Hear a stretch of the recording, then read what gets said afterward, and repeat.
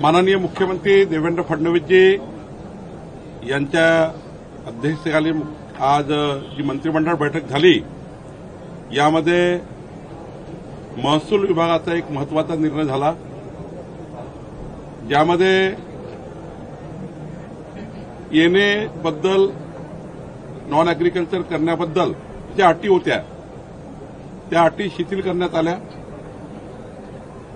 जमिनीचा जो वापर असेल म्हणजे रेसिडेन्शियल असेल, औद्योगिक असेल किंवा कॉमर्शियल असेल, वाणिज्य असेल, त्या वापरामध्ये जर जमीन वापरायची असेल, त्या ठिकाणी त्या जमिनीचा उपयोग करायचा असेल तर येण्याची अट आपण रद्द केली आहे, पण एक सनद घ्यावी लागत होती डेप्युटी कलेक्टरकडनं, आमच्या प्रांताकडनं सनद घ्यावी लागत होती। ती सनद घ्यायची गरज नाही। यानंतर आता जिल्हाधिकाऱ्याची कुठलीही मान्यता किंवा डेप्युटी कलेक्टरची कुठलीही मान्यतेची गरज नाही। रहिवासी क्षेत्र असेल तर रहिवासी वापरू शकेल, त्याच्या वेगळा सनदची गरज नाही, वेगळा डेप्युटी कलेक्टरची परवानगीची गरज नाही।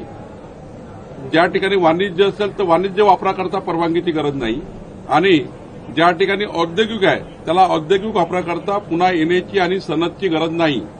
सनदमुळे मोठ्या प्रमाणावर लोकांना 3-3 महिने त्या भागाचा विकास करण्याकरता आमच्या खात्याकडे यावं लागत होतं, आणि त्यामुळे आता त्या डेव्हलपमेंट अथॉरिटी विदाऊट येणे आणि विदाऊट सनद आता डेव्हलपमेंटला परवानगी देईल। त्यामुळे या राज्यातला अत्यंत महत्वाचा जमीन महसूल संहिता 1966 यामधला जो अकृषी कर आकारणीबद्दलचा जो एक नियम होता त्या नियमाला आम्ही शिथिलता दिली आहे, आणि याचा अध्यादेश काढण्यासाठी सुद्धा या ठिकाणी आज मान्यता मिळाली आहे। एक अत्यंत महत्वाचा निर्णय, सनद लागणार नाही आता। अकृषी जमिनीला सनद लागणार नाही, वाणिज्याला सनद लागणार नाही, आणि त्या ठिकाणी औद्योगिक वापराला सनद लागणार नाही असा निर्णय या ठिकाणी झाला।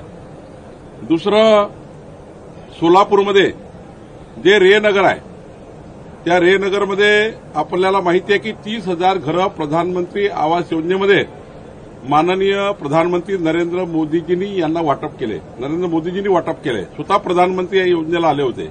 रेनगरला हे घरं वाटप केले, तिथे 16,93,89,00,000 इतकी अनर्जित रक्कम होती जी त्या सर्व 30,000 घराकडनं घ्यायची होती।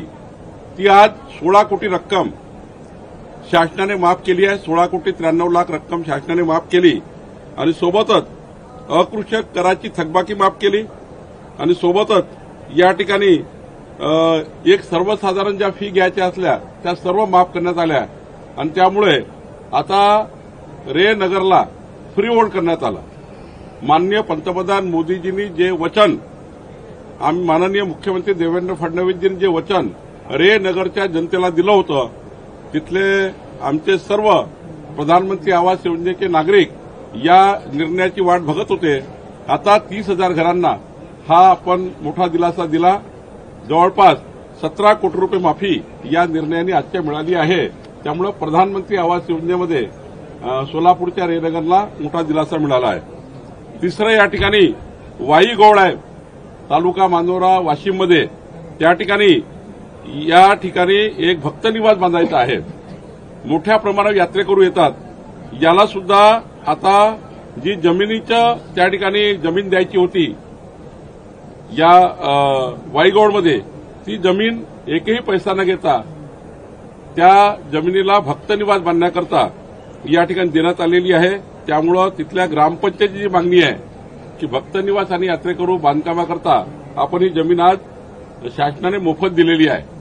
चौथा विषय महत्वाचा होता की तिरुमला तिरुपती देवस्थान, या देवस्थान बांधण्याकरता आपण जागा दिली आहे यापूर्वी, पण आता वांद्रे येथे 341 या भूखंडावर 648 चौरस मीटर ही जी त्या ठिकाणी जागा होती त्यापैकी 395 चौरस मीटर जागा तिरुपती तिरुमला देवस्थान करता आज कॅबिनेटने मंजूर केलेली आहे, आणि त्याकरता 1 रुपया नाममात्र दराने तिरुपती तिरुमला देवस्थानाला आज या ठिकाणी मौजा बांधण्याची जागा दिलेली आहे।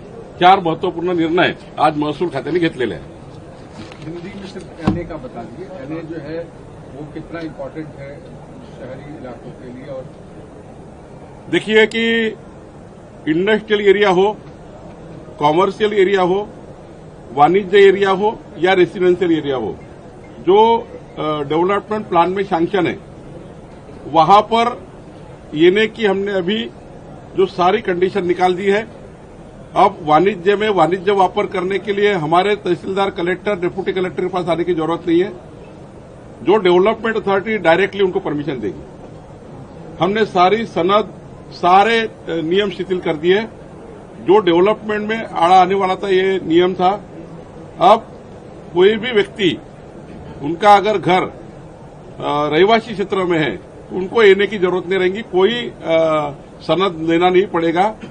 और साथ साथ में इंडस्ट्रियल एरिया में भी इंडस्ट्री डेवलप करने के लिए कोई सनद की जरूरत नहीं रहेगी। यानी एक तरह से जो एक बड़ा बीच में एक रोड़ा बना हुआ था ये एक्ट, कायदा की सनद लगती थी हमारे डिप्टी कलेक्टर की डेवलपमेंट के लिए, अब हमारे डिप्टी कलेक्टर के पास आने की जरूरत नहीं। डेवलपमेंट अथॉरिटी डायरेक्टली आप अभी परमिशन दे सकती है। अब एने की सारी अटेम्प्ट ने शिथिल कर दी। हमने अभी उसको सनद को भी निकाल दिया गया और अभी इसमें सुलभता आ गई है। अब डायरेक्ट जो हमारा रेसिडेंशियल एरिया है, इंडस्ट्री एरिया है और हमारा वाणिज्य कॉमर्शियल एरिया है, वहां पर सीधा डेवलपमेंट होगा। सारी कंडीशन हमने निकाल दी है।